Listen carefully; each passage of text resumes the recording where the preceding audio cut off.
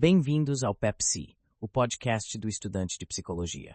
Vamos mergulhar no texto sobre insight e suas nuances no contexto psicanalítico. A primeira coisa que me chamou a atenção, sabe, é que insight não é um termo originalmente freudiano. É uma palavra inglesa, adotada por psicanalistas que falavam inglês para descrever algo já presente na obra de Freud. Interessante. É como se tivessem achado uma palavra mais, como posso dizer, elegante para algo que Freud já explorava, não é? Tipo, dar nome aos bois. Exatamente. O objetivo da análise freudiana, seja focando em memórias ou instintos, é o autoconhecimento, a busca da verdade. E o insight seria esse momento de tomada de consciência, de descoberta sobre si mesmo. Mas diz se o termo não é freudiano, como ele se incha na teoria dele. Tipo, na primeira tópica, Freud fala de tornar consciente, certo? Sim, e essa ideia evolui. Inicialmente, era uma passagem do sistema inconsciente para o pré-consciente. Depois, com a dinâmica das resistências, ganha uma camada metapsicológica. Aí entra o fator econômico, a quantidade de excitação no processo, estudado por Reich e Fenichel. Lembra do método catártico? Breuer e Freud já falavam da importância da carga afetiva da lembrança. Entendi. Ou seja, o insight se alinha com a ideia de tornar consciente o inconsciente, mas com nuances da metapsicologia. E a perspectiva estrutural de Freud, como entra nisso? Freud, mais tarde, fala da passagem do I para o ego, do processo primário para o secundário. Lacan, no seu Zécre, dá outra interpretação a essa passagem, uma ideia mais de tornar-se, sabe? Mas a essência permanece, autoconhecimento. Entendi. É como uma jornada de autodescoberta, não é? E essa jornada tem altos e baixos, como o texto menciona. Mas voltando ao insight, o texto fala também de diferentes tipos de insight, não é? Sim, tem o insight como um conhecimento novo geral, como o do macaco de Köhler, que resolve um problema juntando varas. Mas o insight psicanalítico é diferente. É um conhecimento pessoal, de si mesmo. É a pessoa tornando consciente o seu próprio inconsciente. É intransferível. Ah, entendi a diferença. Não é só resolver um problema externo, é sobre se conhecer internamente. E o analista, ele tem insight do paciente. Não exatamente. O analista tem insight da sua contratransferência, da sua própria reação ao paciente. A compreensão do paciente passa pela vida interior do analista, mas o insight é dele mesmo. É como um espelho, sabe? Reflete o que está dentro. Interessante analogia. E o texto fala da teoria da forma da Gestalt. Como isso se relaciona com o insight? A Gestalt foca na estrutura, no todo. Köhler usa o termo insight para descrever o momento ahá do chimpanzé, quando ele resolve o problema. French faz um paralelo com o paciente no divã, mas o autor discorda. O insight não é só a resolução do conflito, é a tomada de consciência do desejo inconsciente. Faz sentido. É sobre entender a raiz do problema, não só a solução. E os Beranger, eles veem o insight como um fenômeno de campo, certo? Isso mesmo. Para eles, o insight é construído na relação entre analista e paciente. Mas o autor discorda novamente. Para ele, o insight é individual, intransferível. A relação é importante, mas o insight é sempre uma reflexão pessoal. Perspectivas diferentes, o mesmo conceito. O também fala de insight descritivo e ostensivo, não é? Qual a diferença? O descritivo é verbal, explicar com palavras. O ostensivo é direto, é o ahá, é sentir, vivenciar. Como se te mostrar, é isso. Entendi. E a elaboração, como se encaixa nisso tudo? A elaboração é o processo, o caminho do insight descritivo ao ostensivo. É trabalhar as resistências, conectar as palavras com os fatos e depois dar significado aos afetos, colocar as emoções em palavras. É um ciclo, um vai e vem. Interessante. É como digerir o insight, não é? Integrá-lo na experiência. E o texto fala de duas fases da elaboração. Sim, a primeira é ir do descritivo ao ostensivo e a segunda é o caminho inverso, dar significado aos afetos, colocar em palavras o que foi vivenciado. É um processo contínuo, com momentos de crise, que são os insights. Entendi. É como um espiral, né? Avança, retrocede, mas sempre em movimento ascendente. E a abreação, como se diferencia da elaboração? A abreação é só descarga, catarse. A elaboração é integração, é mudança dinâmica e estrutural. É dar significado, é pensar. E o texto fala também do insight do analista com exemplos clínicos, certo? Sim, e esses exemplos clínicos ajudam a entender a complexidade do processo. O insight na contratransferência, a importância de o analista se autoconhecer para compreender o paciente. É uma jornada em conjunto, mas o insight é sempre individual. Uma jornada fascinante, sem dúvida, e cheia de desafios, como o texto mostra. Acho que essa discussão sobre o insight nos dá uma base sólida para entender melhor o processo psicanalítico e suas complexidades. Obrigado pela conversa esclarecedora. Então, a meta da elaboração é tornar o insight efetivo, né? Promover mudanças duradouras. O autor questiona a formulação do problema por Greenson, que não considera os dois tipos de insight e as duas fases da elaboração. Ah, entendi. É como se Greenson simplificasse demais o processo. E o autor fala de dois conceitos de elaboração, certo? Um de 1914 e outro de 1926. Isso.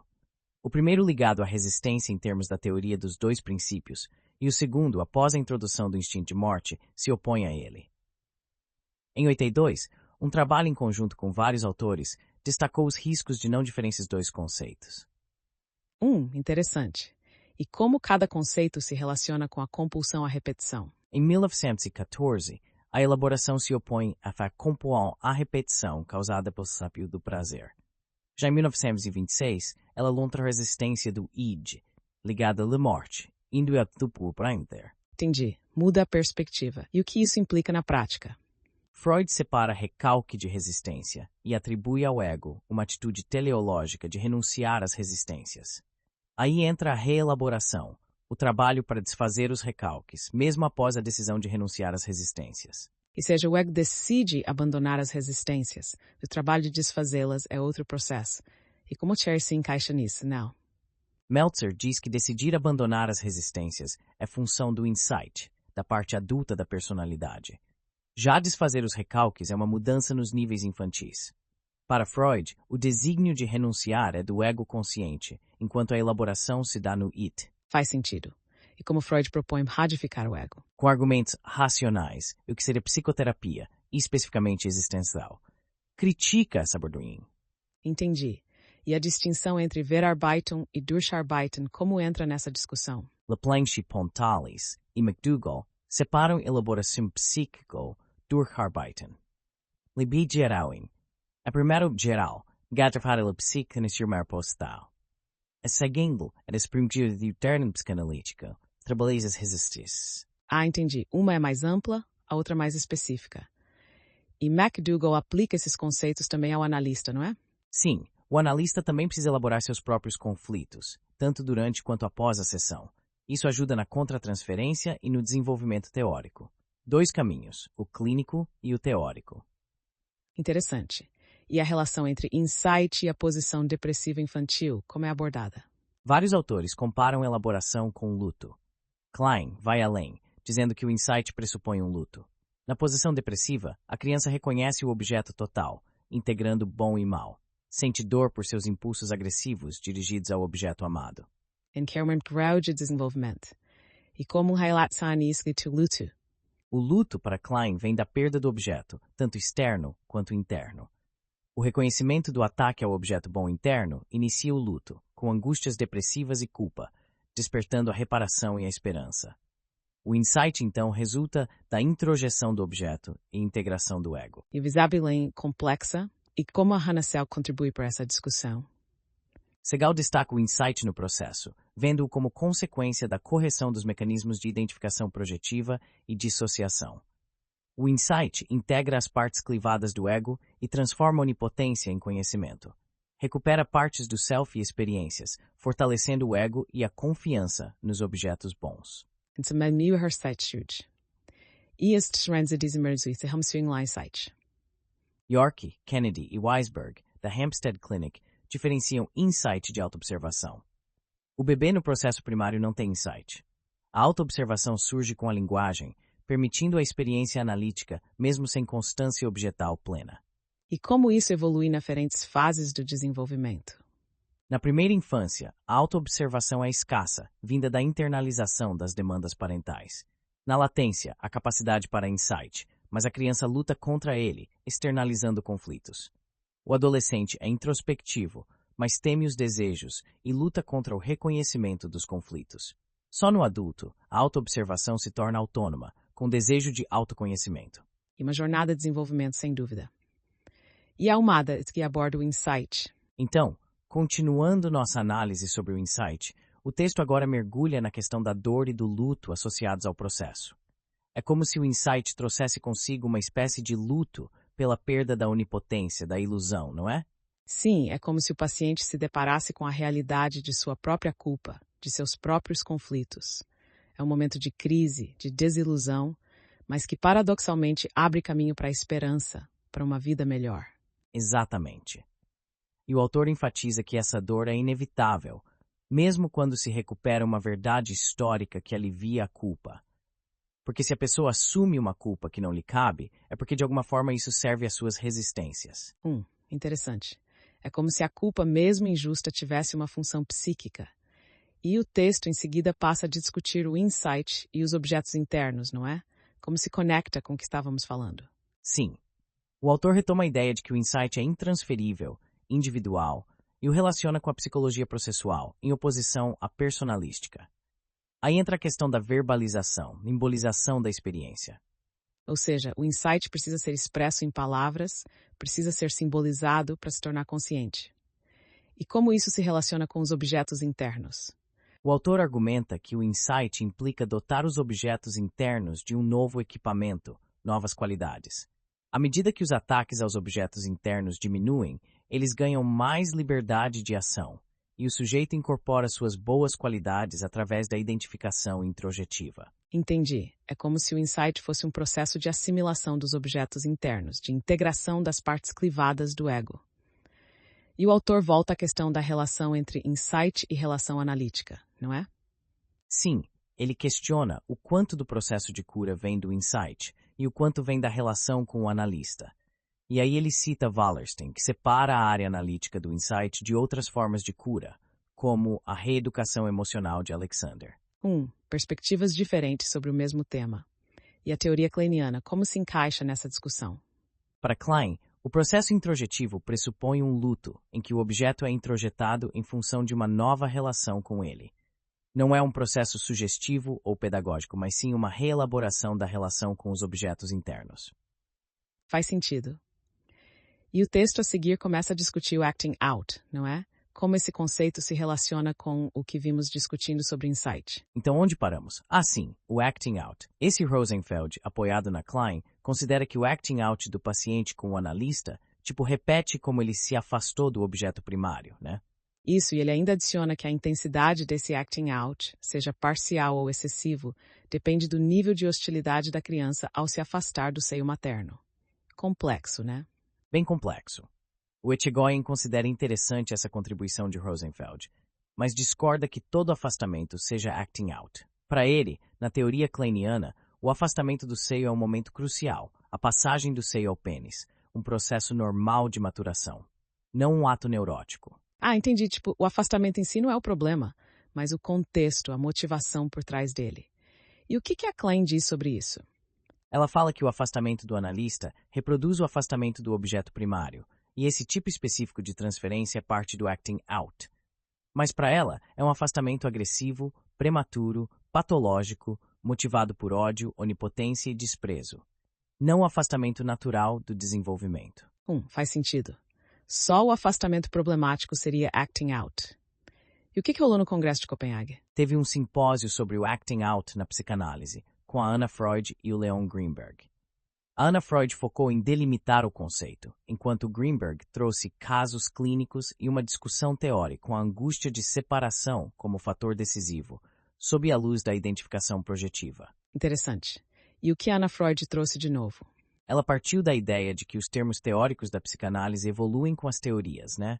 E lembrou do recordar, repetir e reelaborar, onde o acting out se opõe à recordação, uma urgência de repetir o passado esquecido, não só revivendo as experiências, mas também na situação atual. Substituindo a lembrança pela ação, por causa da resistência. E como ela divide o acting out? Em 3 tipos, ligados à intensidade da resistência e à estabilidade da aliança terapêutica. Um que ajuda o tratamento, outro que atrapalha, e um terceiro mais intenso, que rompe a aliança e invade a vida do paciente.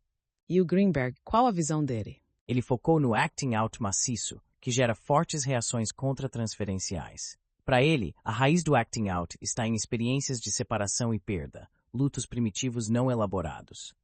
Quando isso reaparece na transferência, o paciente usa o analista como continente da dor, mas na ausência dele, evacua em outro objeto, configurando o acting out. Entendi. E o Macris traz isso? A identificação projetiva. O paciente evacua no objeto partes do self intoleráveis. Se o analista consegue lidar com isso e devolver adequadamente, o processo segue. Senão, o acting out se agrava por um déficit na transferência contra a transferência. E mais mês ele fala sobre isso? Ele cita a Phyllis Greenacher, que descreve o acting out como um teste à tolerância do analista, uma demanda implacável de reciprocidade e descarga. E como vários autores, inclusive o Rosenfeld, ele destaca a participação do analista no acting out, através da contra-identificação projetiva. Interessante. E como ele resume a dinâmica do acting out maciço? Intolerância à dor psíquica da perda, buscando descarga pela identificação projetiva. Pacientes narcisistas, com vínculos idealizados oscilando entre admiração, avidez e inveja. Combinam atitudes maníacas denegritórias com uma dissociação entre o self onipotente e o adaptado à realidade. E como ele relaciona o acting out com o sonho? Ele diz que o acting out é como um sonho dramatizado e atuado na vigília, um sonho que não pode ser sonhado. E o texto segue discutindo o acting out e a ação, né? O Hartman dizia que não tínhamos uma teoria psicanalítica sistemática da ação. E o Lagache entra nessa discussão, dizendo que não dá para definir acting out como uma ação para descarregar impulsos, porque toda ação implica descarga. Ele vê o acting out como uma parada, uma representação de fantasias inconscientes por atos que revelam o que ocultam. Uma encenação, tipo. Mas o Etigoyen discorda, diz que a histeria tem intenção comunicativa, enquanto o acting out não. Ele busca a especificidade do acting out nas intenções da ação, nos objetivos que persegue. Faz sentido, e o Belloc? Ele define o acting out pelo motor, pela ação, como uma asserção somática de um conteúdo não verbal. Mas para Etigoyen, ele apaga a diferença entre ato neurótico, sintoma motor e acting out. Ele propõe que todo acting out é um ato neurótico, mas nem todo ato neurótico é acting out. Aí entra a questão da intenção, né? Em vez de recordar, comunicar, elaborar. E o Rangel também vai nessa linha, né? Sim, ele define acting out como ações que resistem ao avanço terapêutico, o que se encaixa com a ideia de Freud de agir em vez de recordar. E ele amplia o conceito para além da análise, para qualquer situação onde se age para evitar o insight. Interessante. E a comunicação, como entra nisso? O Etigoyen separa acting out de histeria, porque o histérico quer comunicar, chamar atenção. Já o acting out visa descarga e inoculação, não comunicação. Ele dá um exemplo clínico de um paciente que conta um sonho para evitar falar de masturbação. Um acting out sutil, mas com significado. E como ele interpreta Dizendo que o paciente conta o sonho para não falar da masturbação. Simples, mas eficaz. E aí abre caminho para outras interpretações, como o desejo de enganar o analista, a transferência paterna, o conflito com a esposa. Uma interpretação em camadas, revelando a complexidade do ato. E a relação entre acting out, linguagem e pensamento. A Greenacre diz que o acting out perturba a ação e a palavra. A ação substitui a linguagem, a descarga substitui a comunicação e o pensamento. E o Bion entra nessa discussão com sua teoria do pensamento. Como assim? Ele diz que o bebê nasce com uma pré-concepção do seio, e a ausência do seio gera o primeiro pensamento. Se o bebê tolera a frustração, pensa o seio como ausente. Se evita a frustração, transforma o seio ausente em seio mal presente e o expulsa, o que seria o protótipo do acting out. Agir em vez de pensar. E como isso se relaciona com a afastamento do objeto primário que a Klein mencionava? O Etigoyen interpreta que o afastamento em si não é acting out, mas sim o afastamento para não mamar, para não cumprir a tarefa. Aí sim seria acting out. E ele finaliza especulando sobre a relação entre acting out e inveja primária, algo que ainda não foi explorado. Uau, muita coisa para digerir. E ainda tem mais, né? O Lebovici fala do acting out e o brincar, certo? Como ele diferencia esses dois? Então, retomando a conversa sobre acting out, o texto agora fala de Zeligs, né? Parece que ele considera importante analisar as ações do paciente, algo que já vinha dos clássicos, tipo Reich. Sim, e aí entra o Rosen, com uma visão diferente. Ele acha que o acting in é um lance da psicose, uma resposta a desejos e sonhos sem conexão com a realidade. Tipo, vem de dentro, mas ignora o mundo externo. E para ele, o acting out fica restrito à neurose. Ele até compara acting in e acting out seriam como processo primário e secundário, ou inconsciente e consciente. Complexo, né? É tipo, na neurose, o acting out se sobrepõe à ação racional. Ele compara a psicose com um pesadelo, onde o acting in seria uma conduta focada no mundo interno onírico, sem influência da realidade externa. E esse mundo interno seria a mãe, o que leva a direct analysis, com o médico como mãe adotiva. Interessante. E o autor propõe uma síntese, né? Apesar das imprecisões e contradições, o termo acting out é comum entre analistas. Ele defende redefini-lo em termos metapsicológicos, não só comportamentais. Tipo, ligado à ação, mesmo que seja não fazer algo. Ele inclui o acting out nos atos neuróticos, ações desviadas dos objetivos por causa do conflito. Mas nem todo ato neurótico é acting out. Exato. O acting out, como ato neurótico, mas com a peculiaridade de substituir pensamento, recordação, comunicação, palavra, pela ação. E aí vem a controvérsia. Porque essa substituição pode ser uma forma de expressão ou o oposto. Daí a necessidade de diferenciar dois tipos de acting out. Um que facilita a comunicação, o desenvolvimento, e outro que busca onipotência e narcisismo. Incluir as duas opções no conceito seria mais justo com a complexidade do fenômeno, evitando julgamentos. A classificação bom ou mal só é ideológica se vier do nosso narcisismo, da nossa vontade de curar. Se reconhecemos as duas modalidades nos pacientes, aí a classificação é científica, baseada em fatos. Como um hematologista que diz que a contagem de glóbulos está mal, sem julgar o paciente.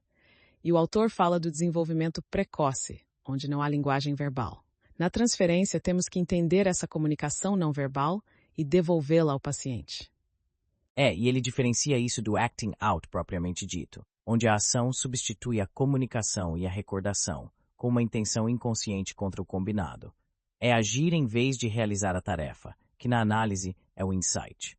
Um recurso regressivo que serve ao narcisismo, não à relação de objeto.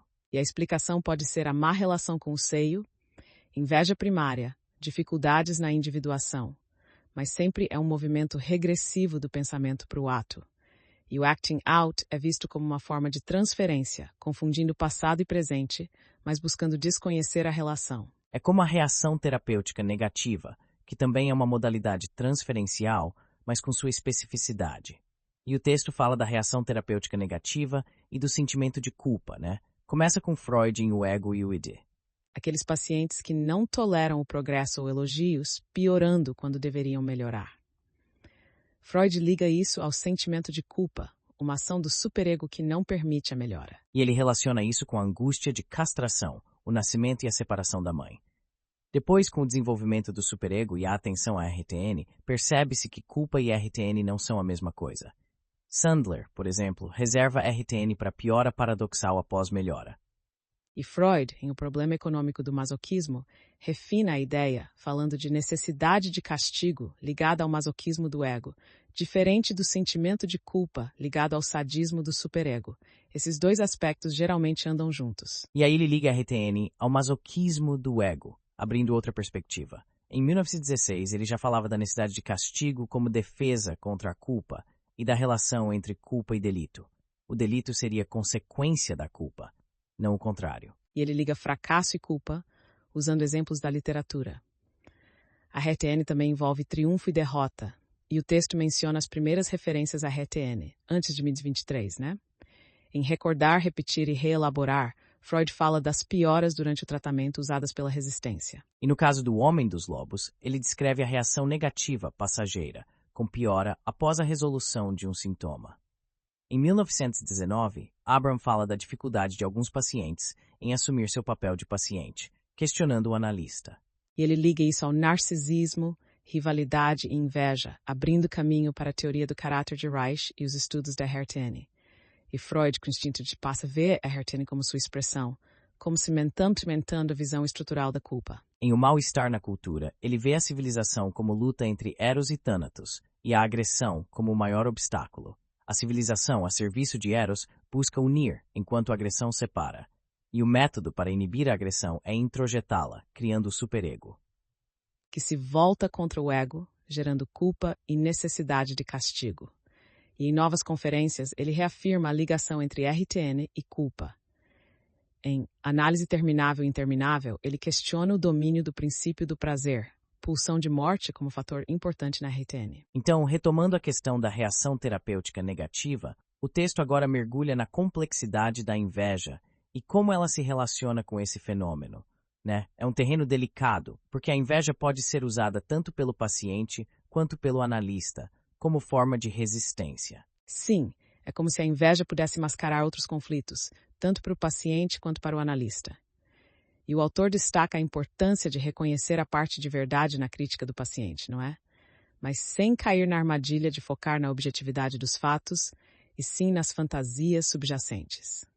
Exatamente. A gente, como analista, não está ali para julgar se o paciente está certo ou errado, mas para ajudá-lo a entender as fantasias que motivam suas críticas. E a inveja pode ser usada como uma forma de idealizar o analista, de negar suas próprias limitações. É um prato cheio para resistência, né? Total. E o autor enfatiza que a boa técnica deve reconhecer as razões do paciente, não só por uma questão ética, mas também para que a inveja apareça como deve aparecer, diante dos acertos do analista. Se o analista não reconhece suas falhas, pode interpretar como inveja o que na verdade é erro dele mesmo. Faz sentido, né? Sim, total. Se a gente não trabalha com acerto, a inveja nem aparece. E por isso a análise da inveja é tão complexa, ainda mais na RTN, onde vários fatores se misturam e se potencializam. Mas, ao mesmo tempo, a inveja é um fator crucial para a RTN, então não podemos ignorá-la na interpretação. É um desafio e tanto, né? Sem dúvida. E o texto em seguida parte para uma discussão bem interessante, a dos perigos de estar são. Parece paradoxal, né? Mas a saúde pode ser ameaçadora para alguns pacientes, e a RTN pode ser uma defesa contra essa ameaça.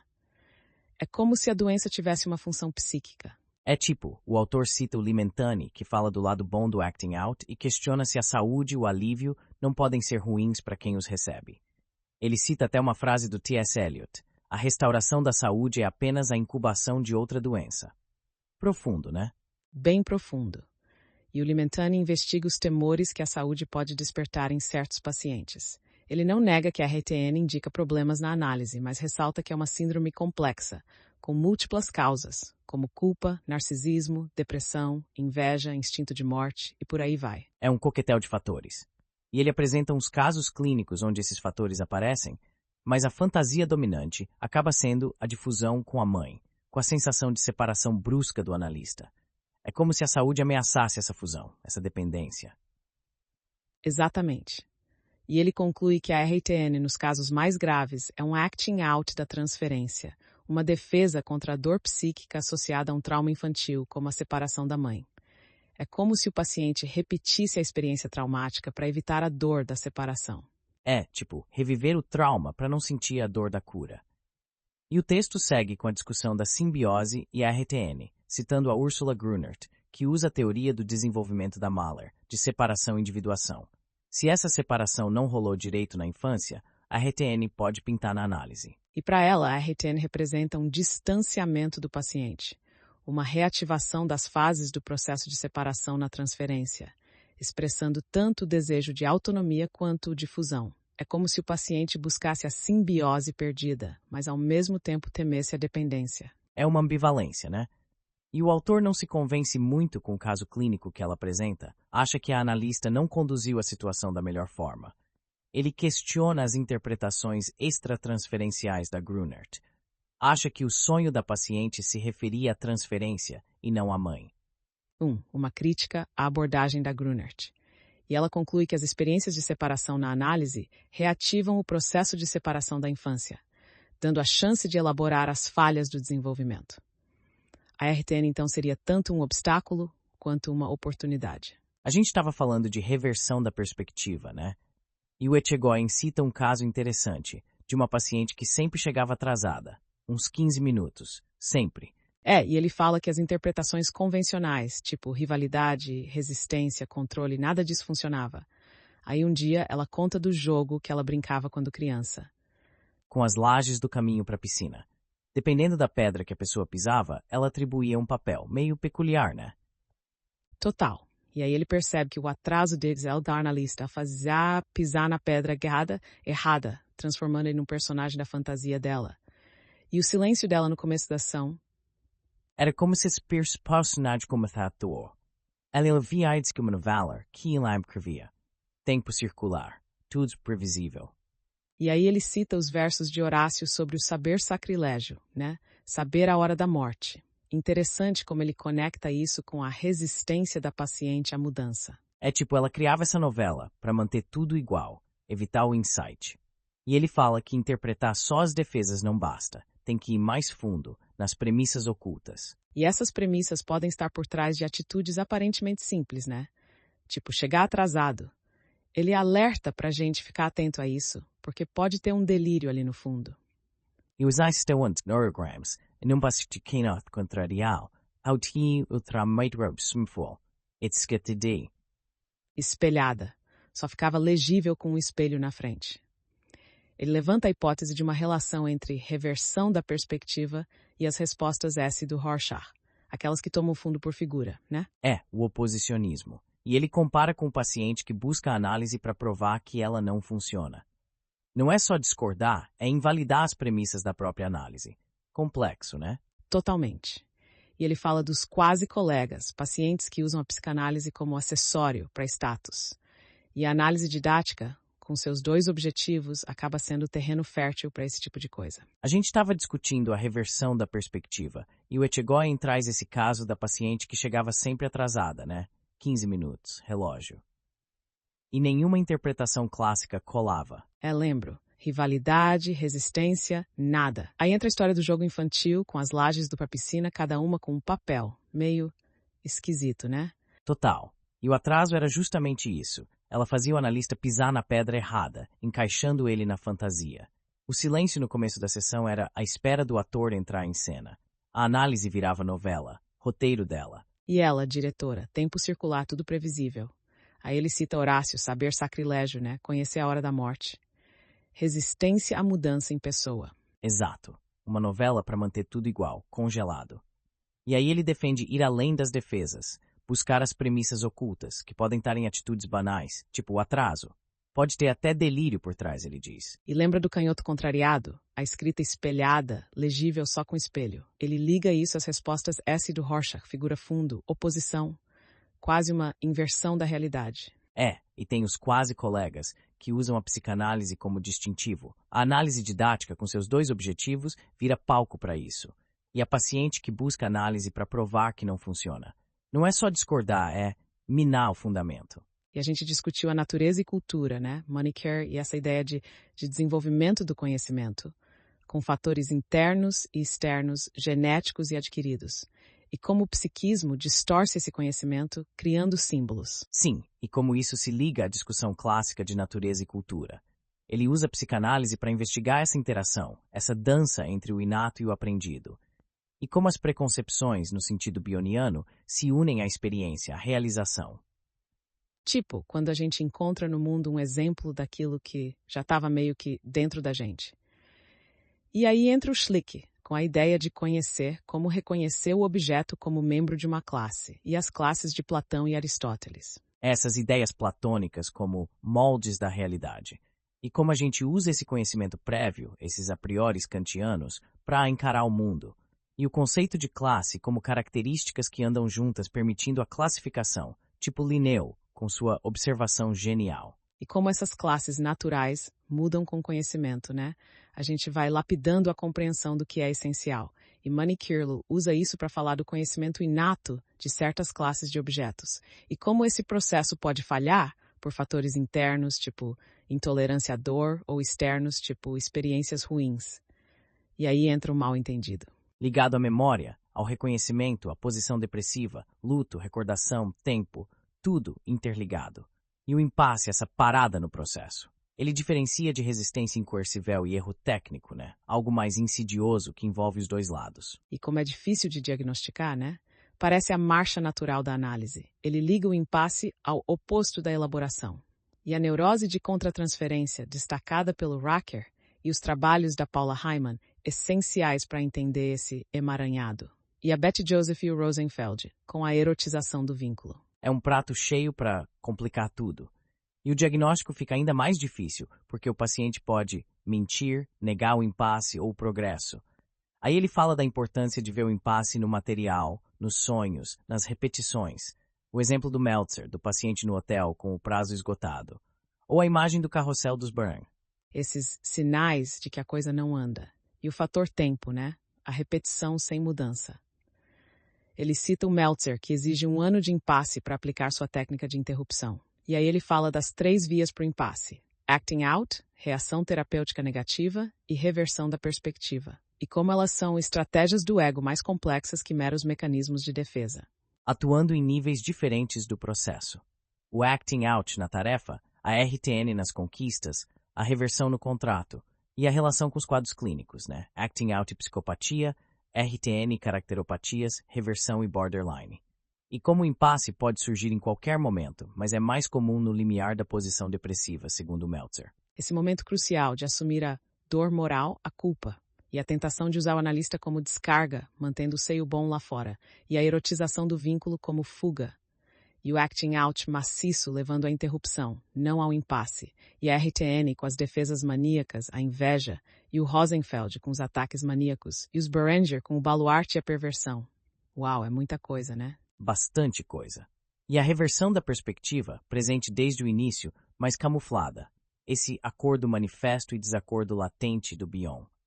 E a gente finaliza com essa síntese do Echegóin sobre o impasse. Um conceito técnico, com detenção insidiosa, enquadre mantido, mas sem avanço real, envolvendo a contratransferência, a psicopatologia do paciente, mas principalmente a dinâmica da relação. É um desafio e tanto para a psicanálise. E por hoje ficamos por aqui. Um abraço a todos os nossos ouvintes e até o próximo episódio. Valeu, gente. Um grande abraço e até a próxima. Tchau, tchau. Bye bye.